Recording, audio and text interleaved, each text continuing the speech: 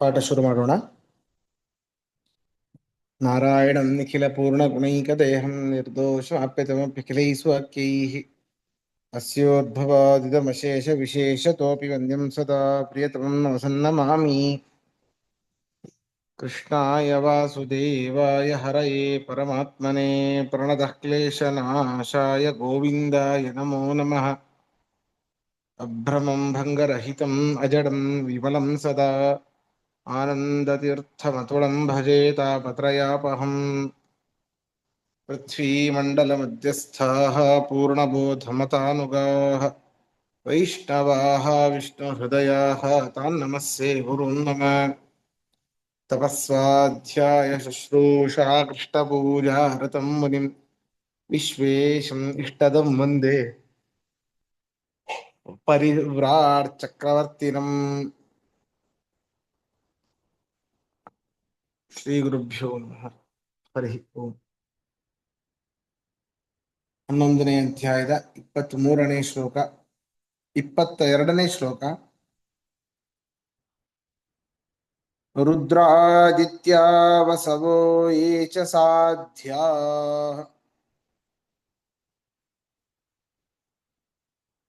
ವಿಶ್ವೇಶ್ವಿನೋ ಮರುತಶ್ಚೋಷ್ಮಪಾಶ್ಚ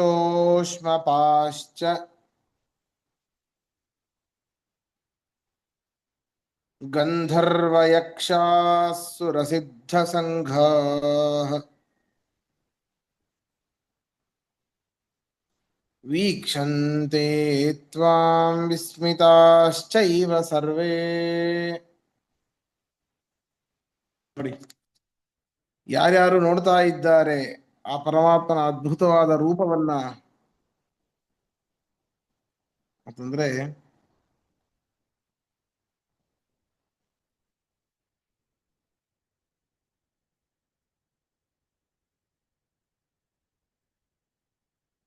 ರುದ್ರ, ಏಕಾದಶ ರುದ್ರರು, ಆದಿತ್ಯಾಹ, ದ್ವಾದಶ ಆದಿತ್ಯರು, ವಸವಃ, ಬರೀ ಒಬ್ಬೊಬ್ರು ಅಲ್ಲ, ಮತ್ತೆ ಎಲ್ಲರೂ ಕೂಡ ನೋಡ್ತಾ ಇದ್ದಾರೆ. ವಸವಃ, ಅಷ್ಟವಸುಗಳು. ಸಾಧ್ಯಾಹ ಅಂದ್ರೆ ತಪಸ್ವಿಗಳು ಅಂತರ್ಥ. ಸಾಧ್ಯಾಹ ವಿಶ್ವೇ, ವಿಶ್ವೇ ದೇವತೆಗಳು. ಅಶ್ವಿನೌ, ಅಶ್ವಿನಿ ದೇವತೆಗಳು. ಮರುತಃ, ಏಕೋನ ಪಂಚಾಶದ್ ಮರುತರು.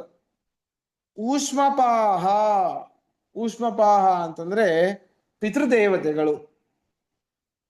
ಊಷ್ಮಪಾಹ ಅಂತ ಕರೀತಾರೆ ಅವರಿಗೆ. ಪಿತೃದೇವತೆಗಳಿಗೆ ಊಷ್ಮ ಭಾಗವುಳ್ಳವರು ಅಂತ ಅರ್ಥ. ಅವರನ್ನ ಕರೀತಾರೆ. ಆದ್ರಿಂದಾಗಿ ಊಷ್ಮಪಾಹ ಪಿತೃದೇವತೆಗಳು.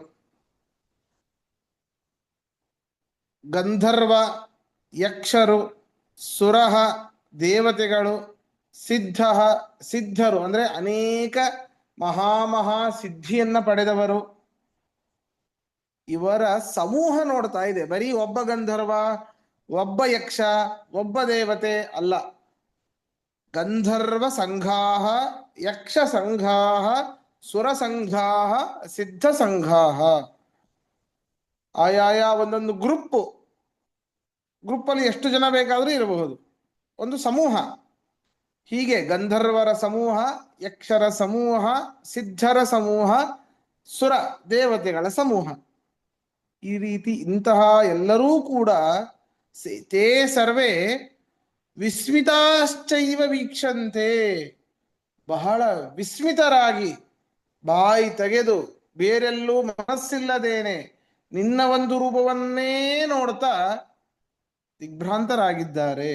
ಬಹಳ ಬಹಳ ಆಶ್ಚರ್ಯಚಕಿತರಾಗಿ ನಿನ್ನನ್ನ ಮಾತ್ರ ನೋಡ್ತಾ ಇದ್ದಾರೆ ಅಂತ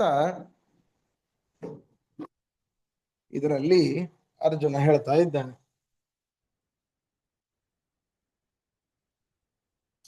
ನೋಡಿ, ಅರ್ಥ ಬರ್ಕೊಳ್ಳಿ. ಏ ಯಾವ, ಏ ಯಾವ,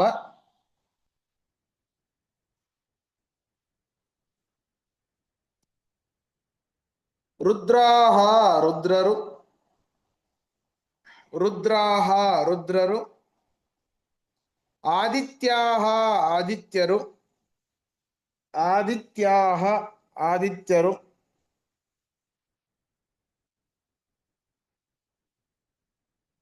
ವಸವಃ ಅಷ್ಟವಸುಗಳು. ವಸವಃ ಅಷ್ಟವಸುಗಳು. ಸಾಧ್ಯಾಹ ತಪಸ್ವಿಗಳು. ಸಾಧ್ಯಾಹ ತಪಸ್ವಿಗಳು. ವಿಶ್ವೇ ವಿಶ್ವೇ ದೇವತೆಗಳು. ವಿಶ್ವೇ ವಿಶ್ವೇ ದೇವತೆಗಳು. ಅಶ್ವಿನೌ ಅಶ್ವಿನಿ ದೇವತೆಗಳು. ಅಶ್ವಿನೌ ಅಶ್ವಿನಿ ದೇವತೆಗಳು. ಮರುತಃ ಮರುತಶ್ಚ ಮರುದ್ಗಣಗಳು. ಮರುತರು ಅಂತ ಬರ್ಕೋರಿ, ಮರುತರು.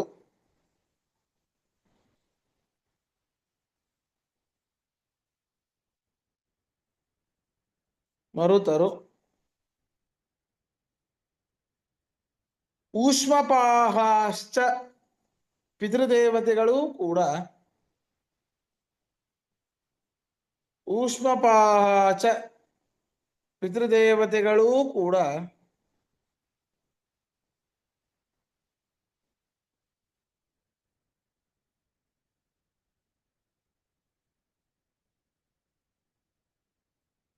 ಗಂಧರ್ವ ಗಂಧರ್ವರ ಗಂಧರ್ವ ಗಂಧರ್ವರ. ಯಕ್ಷ ಯಕ್ಷಾಹ ಯಕ್ಷರ. ಗಂಧರ್ವ ಗಂಧರ್ವರ. ಯಕ್ಷಾಹ ಯಕ್ಷರ. ಸುರಹ ದೇವತೆಗಳ.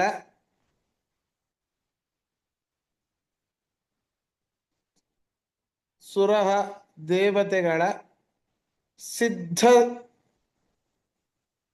ಸಿದ್ಧರ ಸಿದ್ಧ ಸಿದ್ಧರ. ಸಂಘಾಹ ಸಮೂಹಗಳು. ಸಂಘಾಹ ಸಮೂಹಗಳು.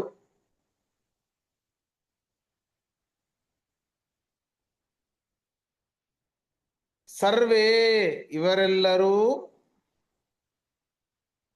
ಸರ್ವೇ ಇವರೆಲ್ಲರೂ.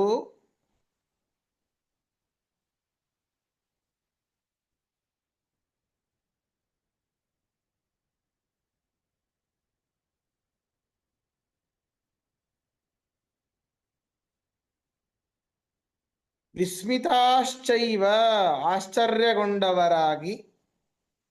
ವಿಸ್ಮಿತಾಶ್ಚೈವ ಆಶ್ಚರ್ಯಗೊಂಡವರಾಗಿ.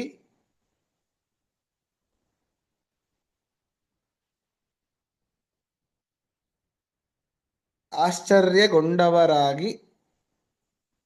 ತ್ವಾಂ ನಿನ್ನನ್ನು.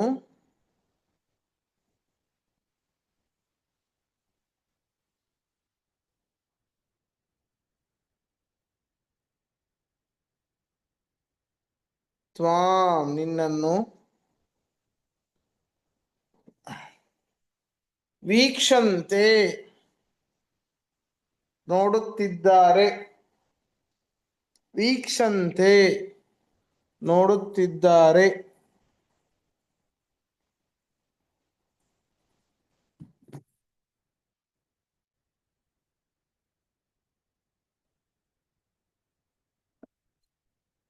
ಪ್ರಶ್ನೆ ಇದ್ರೆ ಕೇಳಿ. ಆಚಾರ್ಯ, ಇಲ್ಲಿ ಗಂಧರ್ವ ಯಕ್ಷಾಸುರ. ಯಕ್ಷಾಸುರ ಕಾಕೆ ಇಳಿ ಕೊಟ್ಟಿದ್ದಾರೆ. ಅಸುರ ಅಂತ ಆಗಲ್ವಾ ಅಂತ. ಯಕ್ಷಾಸುರ ಗಂಧರ್ವರು, ಯಕ್ಷರು, ಅಸುರರು, ಸಿದ್ಧರು. ಅದು ನಾವು ಪದಚ್ಛೇದ ಹೇಗೆ ಮಾಡ್ತೀವಿ ಹಾಗೆ. ಆತರ ಆಯ್ತಾಯ್ತು. ಸರಿನಾ? ನೀವು ಯಕ್ಷಾಹ ಅಂತ ಮಾಡ್ಕೊಂಡ್ರೆ ಬರೀ ಸುರ ಅಂತ ಸಿಗುತ್ತೆ. ಬರೀ ಸುರರು ಸಿಕ್ಕತ್ತೆ. ಕರೆಕ್ಟ್. ಹೌದಾ? ಬರೀ ಯಕ್ಷ ಅಂತ ಮಾಡ್ಕೊಂಡ್ರೆ ಅಸುರ ಅಂತ ಸಿಗುತ್ತೆ. ಸರಿ ಸರಿ ಸರಿ ಆಚಾರ್ಯ. ಬಟ್ ಒಂದು ಆ ಆ ದಿವ್ಯ ರೂಪನ ನೋಡಕ್ಕೆ ಅಸುರರು ಇದ್ದಿರಬಹುದೇನೋ ಅಂತ. ಹೌದು ಹೌದು ಹೌದು ಹೌದು. ಸುರ್ರ ಜೊತೆ ಅಸುರರು ಇದ್ದೇ ಇರ್ತಾರಲ್ಲ ಅಂತ. ಹೌದು ಹಾಗೆ. ಹೌದು. ಹ, ಸರಿ ಆಚಾರ್ಯ, ಸರಿ ಸರಿ. ಸರಿ, ಮುಂದೆ ಹೋಗೋಣ. ಮತ್ತೆ ಅದನ್ನೇ ಹೇಳ್ತಾ ಇದ್ದಾನೆ. ಇಷ್ಟಿಷ್ಟು ನಿನ್ನ ತೊಡೆಗಳಿತ್ತು, ಇಷ್ಟಿಷ್ಟು ನಿನ್ನ ಕಾಲುಗಳಿತ್ತು, ಇಷ್ಟಿಷ್ಟು ನಿನ್ನ ಉದರಗಳಿದ್ವು. ಮತ್ತೆ ಅದನ್ನೇ ರೂಪಂ ಮಹತ್ತೇ ಬಹುವಕ್ತ್ರ ನೇತ್ರಂ ಮಹಾಬಾಹೋ ಬಹುಬಾಹೂರುಪಾದಂ. ನನಗನ್ಸುತ್ತೆ ಇವನು ಈ ರೀತಿ ಹೇಳ್ತಾ ಇದ್ದಾನೆ. ಒಂದು 3 ಶ್ಲೋಕ ಬಿಟ್ಟು ಮತ್ತೆ ಬಹುವಕ್ತ್ರ ನೇತ್ರಂ ಬಾಹೂರುಪಾದಂ ಅಂತಂದ್ರೆ, ಮೊದಲನೇ ಸರ್ತಿ ಹೇಳ್ಬೇಕಾದ್ರೆ ಪೂರ್ವಕ್ಕೆ ಮುಖ ಮಾಡಿ ನಿಂತಿದ್ದ ಅನ್ಸುತ್ತೆ, ಅಲ್ಲೂ ತುಂಬಾ ಕಂಡಿದೆ. 2ನೇ ಸರ್ತಿ ದಕ್ಷಿಣಕ್ಕೆ ಮುಖ ಮಾಡಿ ನಿಂತಿದ್ದ ಅನ್ಸುತ್ತೆ, ಅಲ್ಲೂ ಬೇಕಾದಷ್ಟು ಕಂಡಿದೆ. 3ನೇ ಸರ್ತಿ ಪಶ್ಚಿಮಕ್ಕೆ, 4ನೇ ಸರ್ತಿ ಉತ್ತರಕ್ಕೆ, ಎಲ್ಲಿ ನೋಡಿದಲ್ಲೂ ಬೇಕಾದಷ್ಟು ರೂಪಗಳು, ಬೇಕಾದಷ್ಟು ಮುಖಗಳು, ಬೇಕಾದಷ್ಟು ಕಣ್ಣುಗಳು. ಅದರಿಂದಾಗಿ 4 ಬಾರಿ ಹೇಳ್ತಾ ಇದ್ದಾನೋ ಏನೋ ಅಂತ. ಬಹುದರಂ ಬಹುದಂಷ್ಟ್ರಾಕರಾಲಂ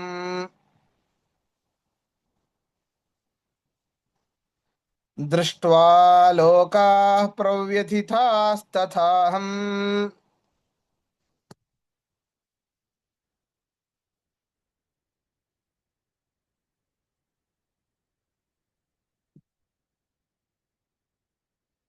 ಹೇ ಮಹಾಬಾಹೋ ಅಂತ ಹೇಳಿ ಸಂಬೋಧನೆ ಮಾಡ್ತಾ ಇದ್ದಾನೆ ಅರ್ಜುನ ಕೃಷ್ಣನಿಗೆ.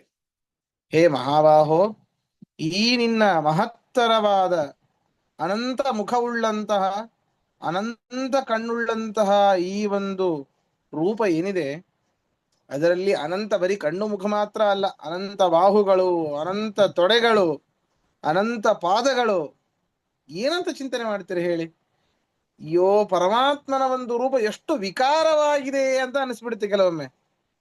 ತೊಡೆಗಳೂ ಅನಂತನ, ಕಾಲೂ ಅನಂತನ, ಕಣ್ಣು ಅನಂತನ, ಮುಖಗಳೂ ಅನಂತನ.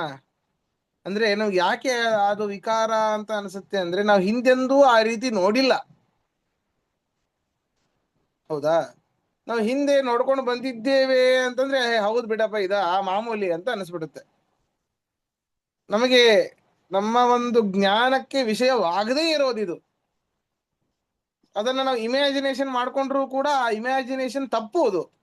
ಹೀಗೀಗಿರ್ಬೋದು, ಹಾಗೀಗಿರ್ಬೋದು. ನಾವು ಏನ್ ಮಾಡ್ಬೋದು ಬಹಳ ಆದ್ರೆ, ಒಂದು ಮನುಷ್ಯನ ದೇಹವನ್ನ ತೆಗೆದುಕೊಳ್ಳೋದು, ಅಥವಾ ಪರಮಾತ್ಮ ಒಂದು ರೂಪವನ್ನ, ಮಾಮೂಲಿ ನಾರಾಯಣ ರೂಪವನ್ನ ತೆಗೆದುಕೊಳ್ಳೋದು, ಅದಕ್ಕೆ ಸುತ್ತಲೂ ಕೂಡ ರಾವಣನ ಹಾಗೆ ಸುತ್ತಲೂ ಕೂಡ ತಲೆಯನ್ನು ಅಂಟಿಸ್ತಾ ಹೋಗೋದು, ಕಾಲುಗಳಲ್ಲಿ ಏನೇನಿದೆಯೋ ಅಲ್ಲೇ ಸಂದುಗಳಲ್ಲಿ, ಆ ತೊಡೆಯ ಪಕ್ಕದಲ್ಲಿ, ಒಂದೇ ಕಾಲಿನ ಪಕ್ಕದಲ್ಲಿ, ಆ 2 ಕಾಲಿನ ಅಕ್ಕಪಕ್ಕದಲ್ಲಿ ಏನೇ ಕಾಲುಗಳನ್ನ ಅಂಟಿಸ್ತಾ ಅಂಟಿಸ್ತಾ ಹೋಗೋದು, ಕೈಗಳ ಪಕ್ಕದಲ್ಲಿ ಏನೇ ಕೈಗಳನ್ನ ಅಂಟಿಸ್ತಾ ಅಂಟಿಸ್ತಾ ಹೋಗೋದು. ಹೀಗೆ ಮಾಡಬಹುದೇ ಹೊರತು ಪರಮಾತ್ಮನ ರೂಪ ಹೇಗಿತ್ತು ಅನ್ನೋದು ಗೊತ್ತಿಲ್ಲ ನಮಗೆ. ಆದ್ರೆ ಅನ್ಸುತ್ತೆ ಎಷ್ಟು ವಿಕಾರವಾಗಿತ್ತು ಅಂತ. ವಿಕಾರವಾಗಿರ್ಲಿಲ್ಲ, ಭಯಂಕರವಾಗಿತ್ತು ಅಂತ.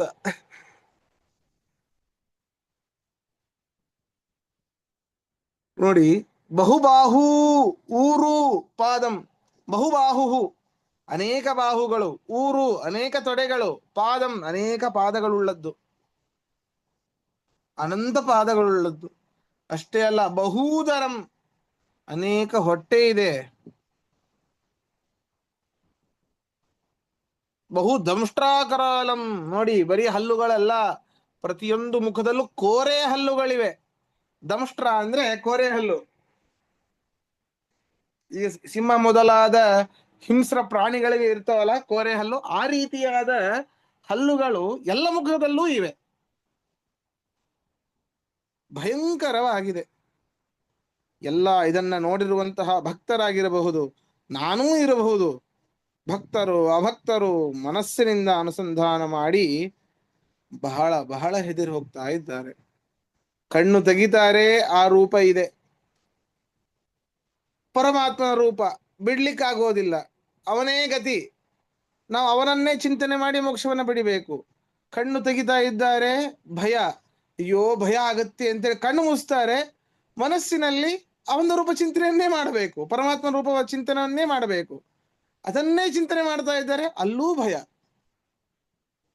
ಅದರಿಂದಾಗಿ ಪ್ರವ್ಯಥಿತಾಹ, ಈ ಒಂದು ನಿನ್ನ ರೂಪವನ್ನ ನೋಡಿ ಲೋಕಃ ಲೋಕಾಹ ಭಕ್ತರಾಗಿರಬಹುದು, ಅಭಕ್ತರಾಗಿರಬಹುದು. ಭಕ್ ಯಾರು ಭಕ್ತರಲ್ಲವೋ ಅವರು ಬರೀ ಕಣ್ಣನ್ನ ಮನಸ್ಸಿನಲ್ಲಿ ಅನುಸಂಧಾನ ಮಾಡದೆಯೇನೆ ಬರೀ ಕಣ್ಣಿನಿಂದ ನೋಡ್ತಾ ಗಾಬರಿಯಾಗಿದ್ದಾರೆ, ಹೆದರಿದ್ದಾರೆ. ಭಕ್ತರು ಒಳಗೆ ಹೊರಗೆ ಎರಡು ಕಡೆಯಿಂದನೂ ಹೆದರಿದ್ದಾರೆ. ಅವರಷ್ಟೇ ಅಲ್ಲಪ್ಪ, ಅಹಮಪಿ ನಾನೂ ಹೆದರಿದ್ದೇನೋ ಕೃಷ್ಣ, ನನಗೂ ಭಯ ಆಗ್ತಾ ಇದೆ.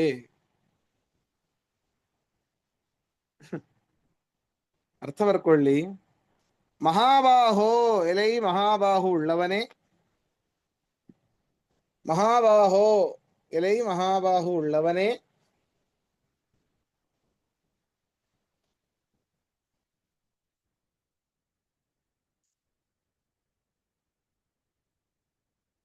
ತೇ, ಒಂದು ನಿಮಿಷ.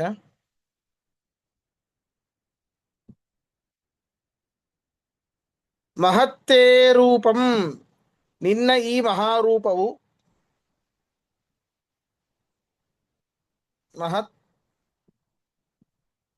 ಮಹತ್ತೇ ರೂಪಂ, ನಿನ್ನ ಈ ಮಹಾರೂಪವು,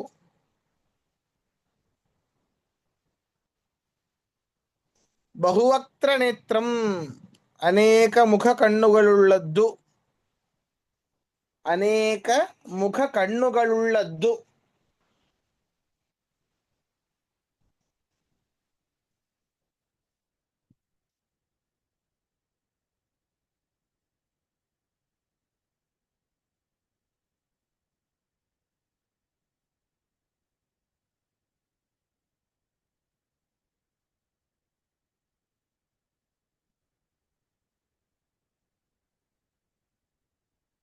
ಬಹುಬಾಹೂರುಪಾದಂ, ಬಹುಬಾಹೂರುಪಾದಂ, ಅನಂತ ಬಾಹು ತೊಡೆ ಪಾದಗಳುಳ್ಳದ್ದು, ಅನಂತ ಬಾಹು ತೊಡೆ ಪಾದಗಳುಳ್ಳದ್ದು.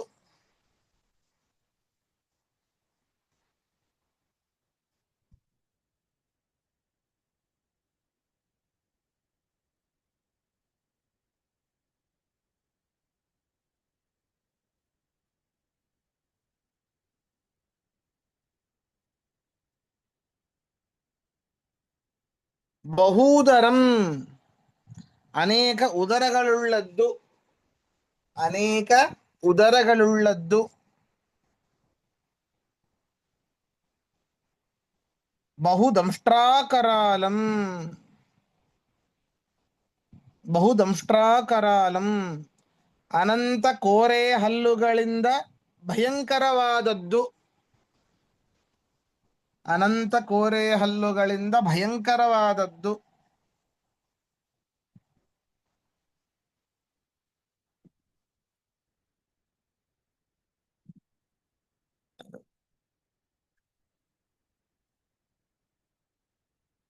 ಲೋಕಾಹ, ಇದನ್ನು ಲೋಕಾಹ ಜನರು, ಲೋಕಾಹ ಜನರು,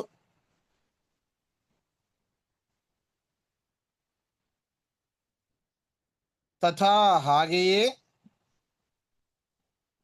ತಥಾ ಹಾಗೆಯೇ, ಅಹಂ ನಾನೂ ಕೂಡ,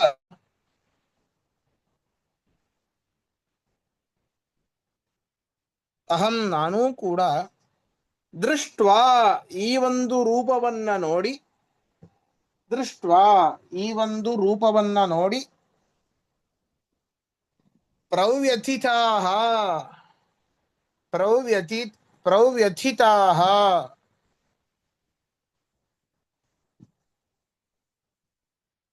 ಹೆದರಿರುವೆವು, ಪ್ರವ್ಯಥಿತಾಹ, ಹೆದರಿರುವೆವು.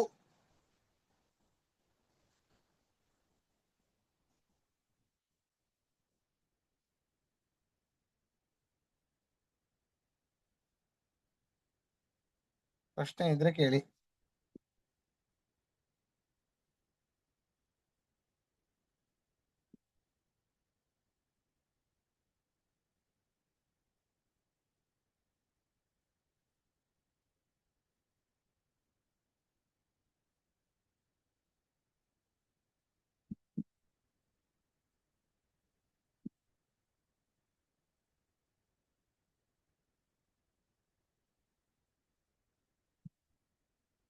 ಸರಿ.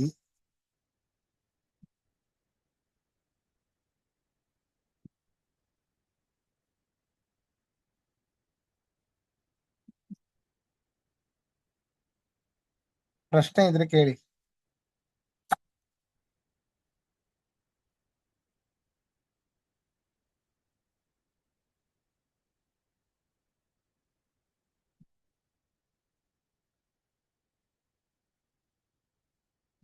ಇಲ್ಲ ಇಲ್ಲ ಆಚಾರ್ಯ. ಸರಿ ಸರಿ, ಮುಂದೆ ಹೋಗೋಣ. ಒಂದೇ ನಿಮಿಷ.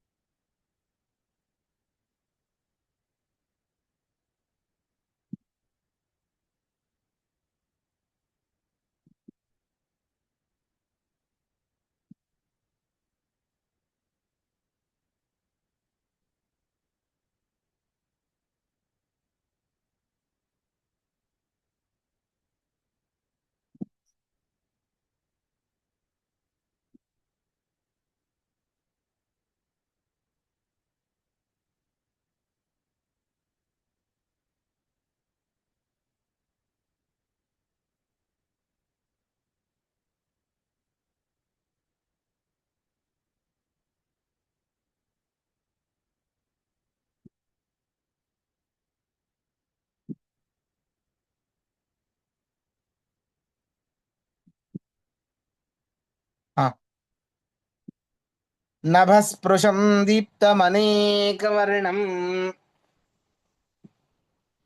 ವ್ಯಾತ್ತಾನನಂ ದೀಪ್ತವಿಶಾಲನೇತ್ರಂ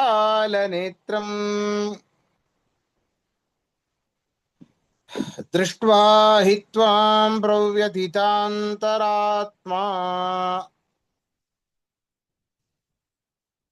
ಧೃತಿಂ ನ ವಿಂದಾಮಿ ಶಮಂ ಚ ವಿಷ್ಣೋಃ.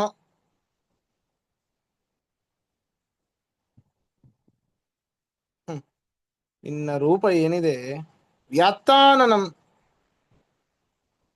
ನಭಸ್ಪೃಶಂ, ಎಲ್ಲೆಡೆ ವ್ಯಾಪಿಸಿದೆಯಪ್ಪ.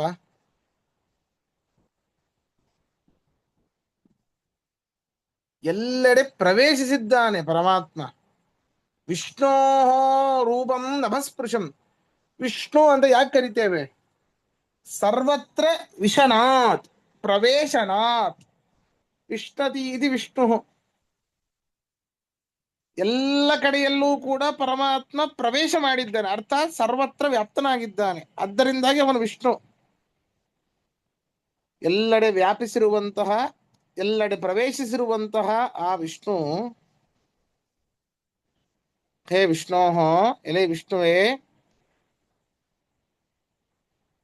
ಈ ನಿನ್ನ ರೂಪ ಏನಿದೆ ನಭಸ್ಪೃಶಂ, ಆಕಾಶವನ್ನ ಮುಟ್ತಾ ಇದೆ. ದೀಪ್ತಂ, ಉಜ್ವಲವಾದ ಪ್ರಕಾಶದಿಂದ ಕೂಡಿದೆ ಈ ಒಂದು ನಿನ್ನ ರೂಪ. ಅನೇಕ ವರ್ಣಂ, ಇಂತಹ ಕೃಷ್ಣ, ಕಪಿಲ, ಗೋಧೂಮ ಈ ರೀತಿ ವರ್ಣಗಳು ಅಂತ ಇಲ್ಲೇ ಇಲ್ಲ. ಎಲ್ಲಾ ವರ್ಣಗಳಿಂದ, ಎಲ್ಲಾ ವರ್ಣ ಅಂತಂದ್ರೆ ಈ ಬ್ರಾಹ್ಮಣ ಕ್ಷತ್ರಿಯ ಶೂದ್ರ ಅಲ್ಲ, ಬಣ್ಣ ಅಂತ ಅರ್ಥ. ಇಲ್ಲಿ ಎಲ್ಲ ಅನೇಕ ಬಣ್ಣದ್ದಿದೆ, ಇಂಥದ್ದೇ ಅಂತ ಇಲ್ಲ. ಬರೀ ಪ್ರತ್ಯೇಕ ವಿಷ್ಣುವಿನ ರೂಪ, ಬರೀ ಪರಮಾತ್ಮನ ಒಂದೊಂದೇ ರೂಪವನ್ನ, ನಮಗೆ ಗೊತ್ತಿರುವಂತಹ ಈ ದಶಾವತಾರಗಳಲ್ಲಿ ಏನೇನಿದೆ ಒಂದೊಂದೇ ರೂಪವನ್ನ ನಾವು ತೆಗೆದುಕೊಂಡು ಬಂದರೂ ಎಲ್ಲವೂ ಕೂಡ ನೀಲ ರೂಪ. ರಾಮ, ಕೃಷ್ಣ, ಪರಶುರಾಮ ಯಾವುದಾದ್ರೂ ಇಟ್ಕೊಳ್ಳಿ, ಎಲ್ಲವೂ ಕೂಡ ನೀಲ ರೂಪ. ಹೌದಾ? ಆದ್ದರಿಂದ ಬರೀ ಇದು ಕೂಡ ಬರೀ ನೀಲಿಯಾಗೆ ಇದೆ ಅಂತ ನಾವು ಭಾವಿಸೋದು ತಪ್ಪು. ಅನೇಕ ಬಣ್ಣಗಳಿಂದ ಕೂಡಿದೆ. ಅಷ್ಟೇ ಅಲ್ಲ, ವ್ಯಾತ್ತಾನನಂ, ಬಾಯಿ, ಎಲ್ಲಾ ಅನಂತ ಬಾಯಿಗಳಂತೆ ಹೇಳಿದನಲ್ಲಿ ಹಿಂದೆ, ಎಲ್ಲಾ ಬಾಯಿಗಳು ತೆಗೆದಿದೆ. ಅಷ್ಟೇ ಅಲ್ಲ, ದೀಪ್ತ ವಿಶಾಲ ನೇತ್ರಂ, ಪ್ರಖರವಾದ ಬೆಂಕಿಯಂತೆ ಪ್ರಜ್ವಲಿಸುವಂತಹ ಅಗಲವಾದ ಕಣ್ಣುಗಳು ನಿಂದು. ದೀಪ್ತ ವಿಶಾಲ ನೇತ್ರಂ, ಕಣ್ಣುಗಳು ಎಲ್ಲಾ ಕಣ್ಣುಗಳು ತೆಗೆದಿದೆ. ಹೇಗೆ ಹೇಗೆ ಎಲ್ಲಂತ ಇಮ್ಯಾಜಿನ್ ಮಾಡ್ಕೊಳ್ಳಿಕ್ಕೆ ಸಾಧ್ಯ ಇಲ್ಲ. ಎಲ್ಲಾ ಕಣ್ಣುಗಳು ತೆಗೆದಿದೆ, ಎಲ್ಲಾ ಬಾಯಿಯೂ ತೆಗೆದಿದೆ, ಎಲ್ಲಾ ಬಾಯಿಯಲ್ಲೂ ಕೋರೆ ಹಲ್ಲುಗಳು ಕಾಣ್ತಾ ಇದೆ, ಎಲ್ಲಾ ಕಣ್ಣುಗಳೂ ಅಗಲವಾಗಿ ತೆಗೆದಿದೆ. ವಿಶಾಲ ನೇತ್ರಂ. ಮಮ ಅಂತರಾತ್ಮ ತ್ವಾಂ ದೃಷ್ಟ, ನನ್ನ ಮನಸ್ಸು ನಿನ್ನನ್ನು ನೋಡಿ ಹೆದರಿದೆಯಪ್ಪ. ಧೃತಿಂ ನ ವಿಂದಾಮಿ ಶಮಂ ಚ ನ ವಿಂದಾಮಿ. ಧೈರ್ಯ ನನಗೆ ಆಗ್ತಿಲ್ಲ, ಶ್ರಮ ಅಂದ್ರೆ ಸುಖ ನನ್ನ ಮನಸ್ಸು ಇದು ಹೊಂದುತ್ತಾ ಇಲ್ಲ. ನೋಡಿ, ಮೊದಲಿಗೆ ಕೇಳ್ದ, ನಿನ್ನ ರೂಪವನ್ನ ತೋರಿಸೋ ನಾರಾಯಣ, ನೀನೇ ಸರ್ವೋತ್ತಮ. ದ್ರಷ್ಟುಮಿಚ್ಛಾಮಿ ತೇ ರೂಪಂ, ನೋಡ್ಲಿಕ್ಕೆ ನಿನ್ನ ರೂಪವನ್ನು ನೋಡ್ಲಿಕ್ಕೆ ನಾನು ಬಯಸ್ತೇನೆ ಅಂತ ಶುರು ಮಾಡದ. ಈಗ ಮನಸ್ಸು ಸಾಕಾಗ್ತಾ ಇಲ್ಲ. ಎಲ್ಲರೂ ಹಾಗೆ, ನಾವೆಲ್ಲರೂ ಅದೇ. ಯುದ್ಧವನ್ನ ಮಾಡ್ತೇವೆ ಅಂತ ಹೊರಟ, ಎಲ್ಲರನ್ನು ನೋಡಿದಾಗ ನಾ ಯುದ್ಧ ಮಾಡಲ್ಲ, ಎಲ್ಲರೂ ನನ್ನವರೇ ಅಂತ ಶಸ್ತ್ರ ಕೆಳಗೆ ಬಿಟ್ಟ. ನಿನ್ನ ರೂಪವನ್ನ ತೋರಿಸು ಅಂತ ಹೇಳ್ದ, ನೋಡ್ಲಿಕ್ಕಾಗ್ತಿಲ್ಲ ಕೃಷ್ಣ, ನೋಡ್ಲಿಕ್ಕಾಗ್ತಿಲ್ಲ, ಧೈರ್ಯ ಸಾಲ್ತಿಲ್ಲ ಅಂತ. ಅಂದ್ರೆ ನಾವೆಲ್ಲರೂ ಒಂದು ಕೆಲಸವನ್ನ ಶುರು ಮಾಡ್ತೇವೆ, ಕೊನೆ ತನಕ ಇನ್ನು ಸ್ವಲ್ಪ ಏನೋ ಇರ್ತದೆ, ಅಲ್ಲಿ ಏನೇ ಸ್ವಲ್ಪ ಇರ್ತದೆ, 90% ಆಗಿರುತ್ತೆ, ಅಲ್ಲೇ ಹೆದರಿ ಓಡಿ ಬಂದ್ಬಿಡ್ತೇವೆ. ಹ್ಮ್ ಅರ್ಜುನ ನಮ್ಮ ಸಂಕೇತ, ನಮ್ಮನ್ನ ಇಟ್ಟುಕೊಂಡು ವೇದವ್ಯಾಸರು ಆ ನಮ್ಮ ದೃಷ್ಟಾಂತವನ್ನಾಗಿ ಅರ್ಜುನನ್ನ ದೃಷ್ಟಾಂತವನ್ನಾಗಿ ಕೊಟ್ಟಿದ್ದಾರೆ. ಹೀಗೆ ಆಗತ್ತೆ ಜಗತ್ತಿನಲ್ಲಿ ಕಲಿಗಾಲದಲ್ಲಿ ಅಂತ. ಸುಖವೇ ಸಿಕ್ತಿಲ್ಲ, ಶಮಂ ಜನವಿಂದಾಮಿ. ನೋಡಿ, ಧೈರ್ಯ ಸಾಕಾಗೋದಿಲ್ಲ, ಸುಖ ಸಿಗೋದಿಲ್ಲ, ಬರೀ ದುಃಖ. ಗಾಬರಿ ಆಗ್ತಾ ಇದೆ ನನಗೆ, ಈ ಒಂದು ನಿನ್ನ ರೂಪವನ್ನು ನೋಡಿ ಬಹಳ ಗಾಬರಿ ಆಗ್ತಾ ಇದೆ ಅಂತ ಅರ್ಜುನ ಕೃಷ್ಣನನ್ನು ಕೇಳದ ಅಂತ ಈ ಶ್ಲೋಕದಲ್ಲಿ ಹೇಳ್ತಾ ಇದ್ದಾರೆ. ಇದರ ಅರ್ಥವನ್ನ ನಾಳಿನ ಪಾಠದಲ್ಲಿ ನೋಡೋಣ. ಶ್ರೀಕೃಷ್ಣಾರ್ಪಣಮಸ್ತು. ಮಧ್ವೇಶ್ವರ. ಕೃಷ್ಣ